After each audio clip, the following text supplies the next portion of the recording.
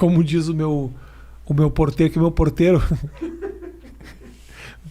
o meu porteiro é muito criativo.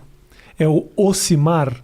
O Ocimar, quem vem aqui, ele tem uma atividade, o Ocimar, que é receber o nome da visita e repassar para o morador. Que é uma atividade que ele não domina. Ele ouve o que ele quer e ele fala o que ele bem entende. Um dia chegou o Clóvis de Barros, e aí ele toca para mim aqui e fala: Rafael, tá subindo o Clausibar. E aí eu magnífico. chamando o Clóvis de Barros de Clausibar para os Você sabe que eu... 2 horas de conversa. Meu sobrenome Cortella, ele induz em várias regiões do Brasil se chamar de Portela. Sim. Certo? E mais do que isso, meu nome Mário Sérgio, pouca gente me chama de Mário Sérgio, mas às vezes na apresentação diz Mauro César. Mauro César. Né? Ou Marcelo.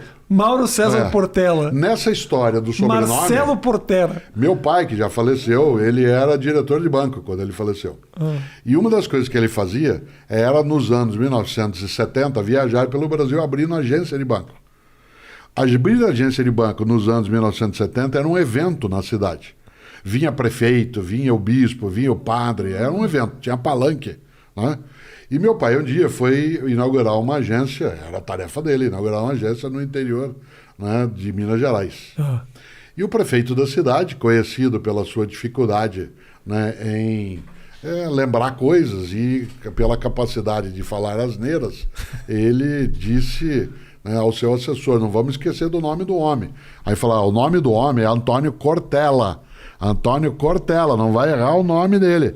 É igual aquela escola de samba do Rio, mas é com C.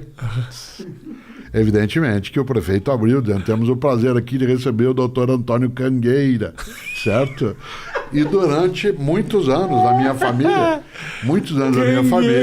nós brincávamos de Cangueira, né? Cangueira. Ora, quando vem o Clóvis e ele ganha esse nome germânico, isso é uma coisa, inclusive porque ele tem, né? Aquele padrão, como eu digo, o Clóvis é vulcano encarnado, né? Então aquele modo, ele sem dúvida, essa tradução, né, que o Ocimar faz, é uma coisa que tem apreciação, né? Eu sou professor, como eu disse muitas vezes, faz 47 anos que eu me deparo com todos os tipos de nomes. Qual foi o nome mais absurdo? Filonésia, que é um nome que faz sentido, no sentido greco-latino, né? Mas é um nome de cotidiano, poucas vezes. Um outro nome que eu estranhei, a sonoridade é correta, mas a escrita não, claro que isso se devia, né, ao escrivão, era Celso, com S e C cedilha. Certo? Isso na sala. Claro que você tem outros nomes também no dia a dia, mas Filonésia... Filonésia é o pai, que é o Filomeno, e a mãe Milionésima. Isso, seria. Claro. Né? Por isso que... Geralmente o brasileiro ele faz assim, ele junta muito o nome do pai com a mãe, ele gosta muito disso. Pega o Jair com a Carolina, fala Jarolina. Isso, claro. Né? Agora, a docência, ela leva a gente a se treinar para você poder ler um nome que não é usual, né, e trazê-lo para dentro como simpatia. Isso. Porque do contrário você marca. Como professores usualmente fazem chamada, né, se você não tiver uma atenção muito forte ao modo como pronuncia o nome, ou se você no momento fizer um esgar, né, isso, claro, traz dificuldade. No Brasil a gente se comunica muito com o olhar e com o rosto. Esse momento da pandemia, quando nós tivemos de passar a usar máscaras, sim, ainda bem, em larga escala, uma das coisas que ela trouxe, a máscara, e eu não ia falar disso, não é por isso que eu estou de máscara, mas fiquei fora daqui. Não. Né? É que nós nos prestamos atenção, o modo brasileiro de falar, você não sabe agora, claro, evidentemente, todas as minhas expressões. E não é que eu estou mostrando a língua para você, até poderia fazê-lo, né? Mas não é essa a questão.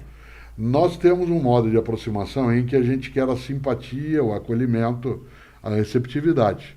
Nós temos temor ao confronto. Isso é usual.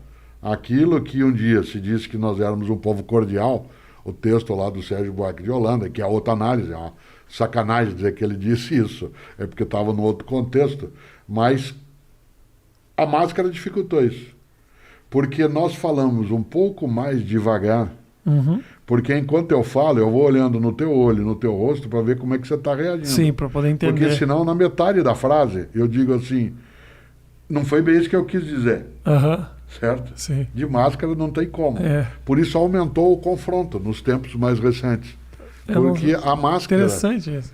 a máscara ela esconde um pouco a minha possibilidade de recuar a tempo. Aham. Certo? É verdade, é Então, verdade. é isso. Você vê que a filosofia é capaz, né, de trazer algumas coisas para o circuito que a gente nem sempre observa. Sim. Né? Por quê? Convívio, Porque né? você fica prestando atenção.